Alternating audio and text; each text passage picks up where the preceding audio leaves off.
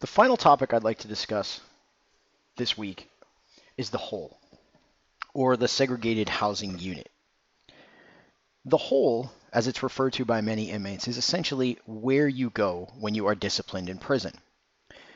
Now, in Victor Hassin's book, we hear again about Mr. Brown and about how the hole has changed over the years. No longer is the hole a 4x4x4 cell without light, where you're fed in a single bowl, where food is mashed together. The hole is quite different now. And I will tell you that I do have experience with the hole. In the prison that I spent time at, the hole was also used not only for prison discipline, but also when there was an investigation. And at one point, when I was in prison, my cellmate was being investigated for selling narcotics. Because he was being investigated for selling narcotics, he and I both went to the hole overnight while the prison conducted their investigation. And I can tell you that my experience with the hole is much like what Victor Hassin discusses. The hole is at the same time both hot and very cold, depending on the season. It is a cell block on the back of the prison, at least it was at my institution. You are given a jumpsuit that's paper thin. You're given a small pencil that you might get when you play golf, a small little cut-off pencil, and one sheet of paper and one envelope every day. You are not allowed to have your television. You are not allowed to have books. You are not allowed to have really much of anything. You are fed in your cell with a tray that comes through 3 times a day. There is a sink, a toilet, and a mattress, and that's all.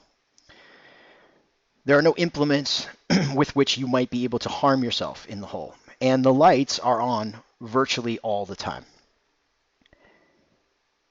Now, we hear in this book, in Victor Hassin's book, about Jacko and about his time in the hole. And we hear about Victor talks a little bit about the hole when he talked about his hamburger incident. The hole is rarely used as a long-term confinement. There are instances, there were in my institution, where inmates had attempted escape.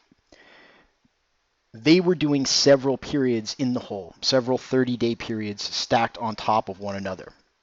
And as Victor describes, that's how the whole sentences are doled out.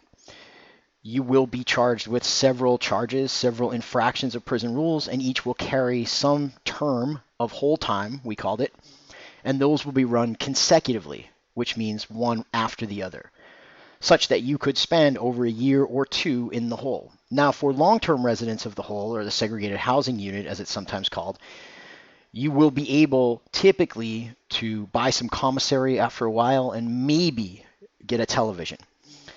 But again, you would have to spend a significant amount of time in the segregated housing unit for those things to happen. One thing I want to call your attention to about the hole, and you can read in Victor's book about the evolution of the hole, and I think that's pretty straightforward. But what I want to call your attention to, and what I want you to think about this week, and this is a shorter lesson this week, but what I want you to think about is what Victor says on page 102. He says, one final thought about the hole and other harsh punishments is that people adapt. If you throw a prisoner into a dark cave, he'll learn how to see. If you feed him rats, he'll still eat. In fact, if you give him enough rats, he'll get fat. You can try feeding him cockroaches to punish him more, but he'll eventually get fat on those too. As inmates sometimes boast, what doesn't kill me only makes me stronger. Once you start down the road towards ruthless punishments, there's no turning back. And I want you to think about that passage. And in particular, I want you to think about adaptability of human beings. This is something that I often thought about in prison, and I thought about before I went to prison, and then again after I was released. There are days still when I look back and think, I don't know how I made it through the paranoia, the boredom. And when I was first sentenced before I entered prison, there were days when I sat and thought, I don't know how I will make it through. But I did, and I adapted to prison life, and I adapted to the prison culture, and I adapted to the prison schedule. Human beings are very adaptable. And as Victor explains, the more punishment you pile on, the harsher, let's say, whole conditions are, the more adaptation it takes, but humans will adapt. And I ask you just to think about this a little bit as we go through the rest of the course and as we start talking about leaving prison and coming into the real world or the free world.